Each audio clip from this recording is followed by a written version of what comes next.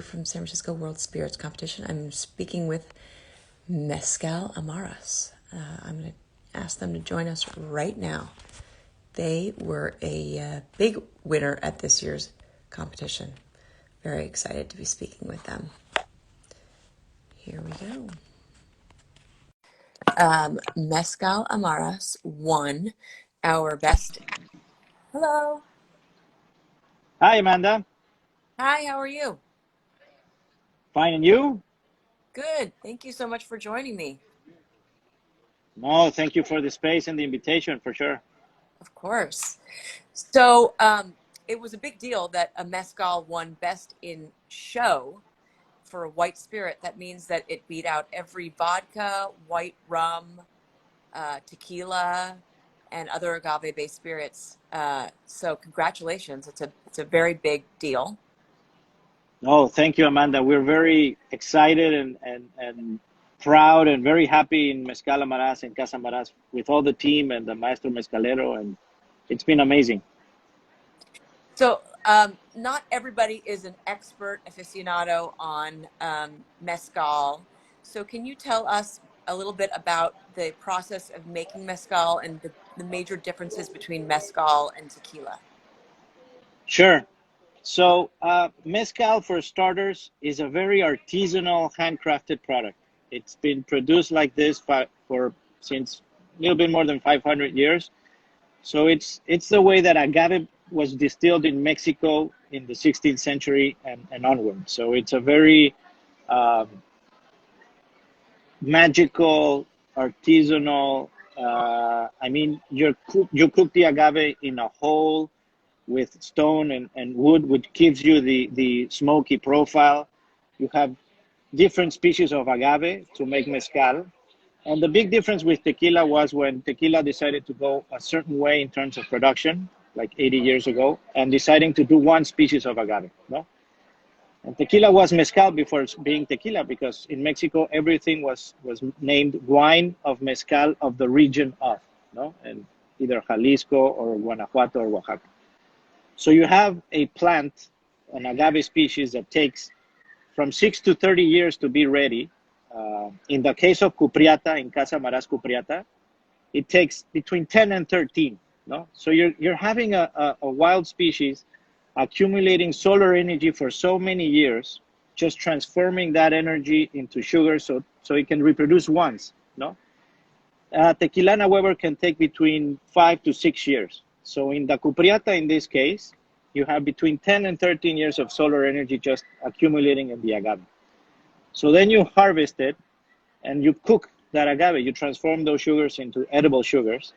And one way to do it is the ancestral way, which is a hole in the ground with 2 tons of wood, 2 tons of rocks, and you turn it on, and then you put all those raw agaves in, and you let it there to rust, cook, or for 3 to 5 days.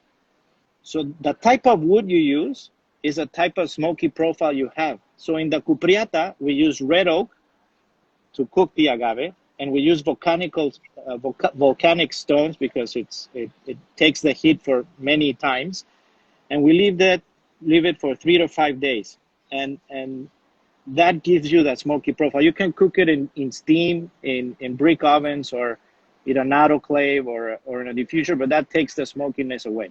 No? Mm-hmm.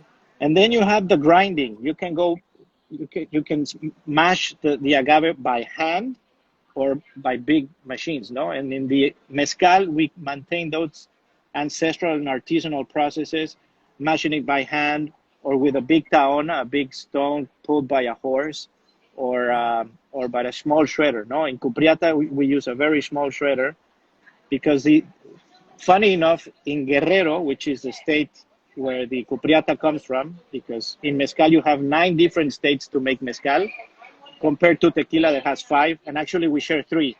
Sorry for the noise around, but yeah. So you have Cupriata in Guerrero, which is one of the states, which is a very jungle-like, a very semi-tropical weather and climate, which is our mezcal comes from a place called Tixla in Chilpancingo, which is an hour from the famous beach Acapulco, no? And oh, wow. yeah, It grows around 1,200 to 1,300 meters above sea level, and that all those years in that semi-tropical jungle-like hillside environment, it grows. No, so all those natural processes and all those natural ingredients come through the process of doing a very natural transformation. No, because you grind it by a small shredder, then you ferment it openly with the wild yeast you have in the environment. We don't add any chemicals, any nutrients, any additional yeasts that can come from somewhere else. It's just the agave, the fibers, the sugars, the water that comes from a well, and all the microorganisms that are in the environment. And that natural process gives the mezcal a very peculiar characteristic for a white spirit. That's why it's so characteristic. It has so many aromas and so many flavors, because a lot of bacteria are transforming the sugars into alcohol in a natural fermentation. No? The more microorganisms or yeast you have, the more flavors and aromas you have. So in mezcal, it's a very natural and organic process. And when we transform it and distill it, twice distilled to be regulated by mezcal, it's in a copper pot still, only one pass over. You can't do columns or any type of materials to be artisanal. And it gives you all this flavor. No? And the cupriata, it's a very peculiar one. If you try an espadín and a cupriata next to each other, you will notice that difference. No? What's the difference between a espadín and cupriata? In our process, in the terms of transforming the agave into mezcal, it's the same thing. It's just the same wood we use, the same stones, the same process. The difference is the agave species and the region where you do it. So espadín is from Oaxaca, a semi-arid place.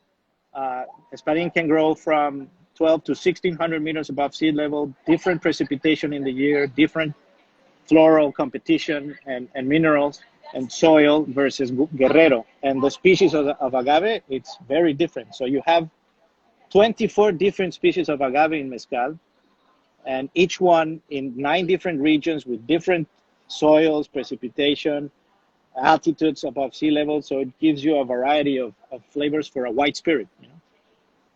Got it. And how many different mezcals does Mezcal Amaras make? We have 5 different SKUs, 5 different species of agave. We use espadín from Oaxaca in the Amaras range with the joven and the aged reposado. We have the cupriata from Guerrero. We have the Amaras Loja range that is coming into the US soon, which is a cenizo agave from Durango. It's a Sierra Negra from Oaxaca as well, which is an Americana species. And we have the Tobala, a very famous agave species, Potatorum, that is distilled in clay pots in a very ancestral way, because the regulation can give you ancestral mezcal, artisanal mezcal, and mezcal. Our Tobala is made in clay pots, so it's a very ancestral mezcal. Very cool. And how do you guys most enjoy Mezcal Amaras in your family? And do you put it in cocktails? Do you drink it neat? Do you drink it with a meal? Is it something that you would sip? That's a great question, Emma, because the versatility gives you to do anything you want. In my case, I love to drink mezcal neat at temperature to appreciate the aromas and the flavors. But in the cupriata, the Amaras cupriata, in a sense, I love to pair it with chocolate, 70% cacao chocolate. So you chew the chocolate, you cover your mouth with chocolate, then you get a sip of cupriata, and that herbaceous, veggie, a little bit of peppery aroma and flavor just combines great, and it gives you a very amazing experience in the palate. But then also one day in Boston in a bar with our distributor, we went and we did a cupriatini, which is basically cupriata, 4 ounces of cupriata in a shaker with ice. You just shake it, you put it in a martini glass, and the ice and the shaking opens up that herbaceous veggie profile, and with a twist of orange or an olive, you can have a very interesting martini without vermouth, without any other ingredient, just cupriata shaken, no? And that cupriatini is also. And my favorite cocktail is a Negroni with cupriata. I just love it. Yeah. Oh, wow. That sounds delicious. What So I the love same. about your Yeah. what I love about your Sorry. product, I'm not a taster or a judge at all. I work with the competition, but I do not have a refined palate. But in my experience, mezcal can be quite smoky and a little bit too domineering in the smoke. And your product, it feels more floral and less, a little bit more subtle on the smoke. How are you able to create that flavor profile? Yes, in the Amaras profile, in all the ranges and SKUs, we try to be a very smooth and balanced mezcal. Not just to be very accessible and reachable in terms of drinking it neat, because the best way to try mezcal is neat, to understand the differences between agaves. No?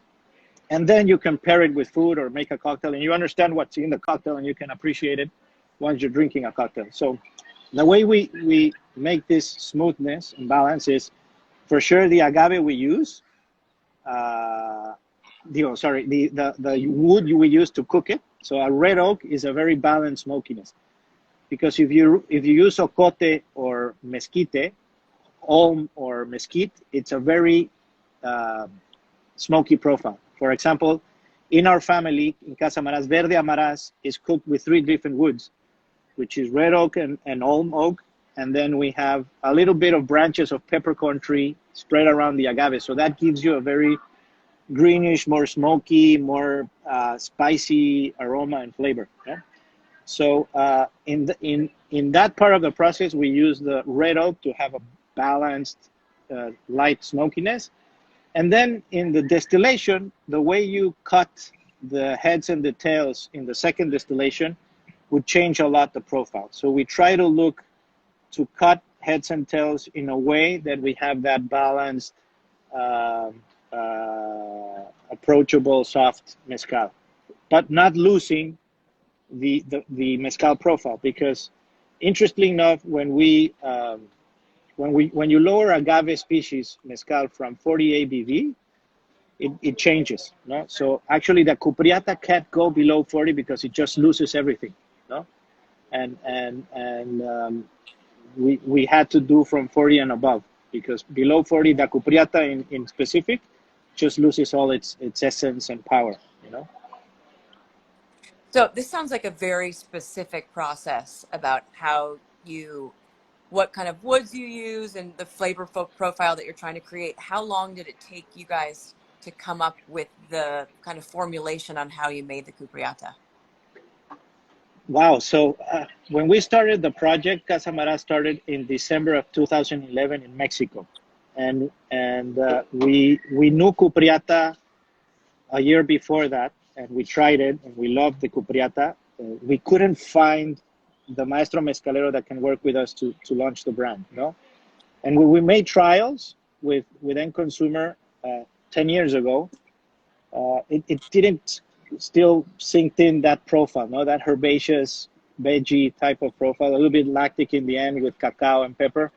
It wasn't that known in Mexico, and the palate wasn't that prepared, and we didn't have the right Maestro Mezcalero because we went to many. And after we launched the Espadin, we kept looking and looking, and in 2013 we met Don Faustino, and we started working with him, and we loved his Cupriata.